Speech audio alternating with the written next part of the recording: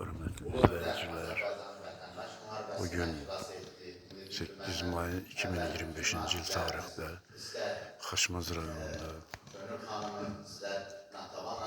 Müstəqil Azərbaycan Dövlətinin qurucusu Ulu Öndər Heydər Əliyevin anadan olmasının 102 illiyi münasibətilə böyük bir konferans keçirildi.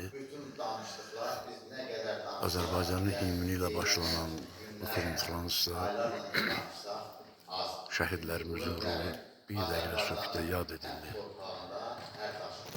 Konferansda Xaçmaz rayonunun bütün ziyalıları, hüquq mühafizə orqanları, şairlər, şəhid anaları, qazilər və bütün insanlar burada iştirak etdilər. Cənab Elnur Rızayevin, Xaçmaz rayon İcra Hakimiyyətinin başçısı Cənab Elnur Rızayevin təşkilatçılığı və rəhbərliyi ilə başlanan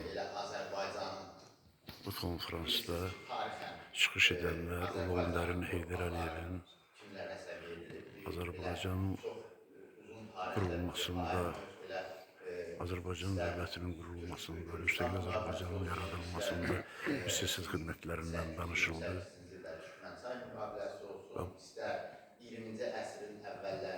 Onun kursunu davam etdirən Cənab Prezidentimizin fəaliyyəti xüsusilə qeyd edildi. Çıxış edənlər eləcə də Ulu Öndərin Xaçmaz rayonuna vaxtilə böyük diqqət və qayğı göstərməsindən, eyni zamanda bugün Cənab Prezidentimizlə o diqqəti davam etdirməsindən söhbət açdılar. Hazırda Elnur Rızayev konferansda çıxış edir.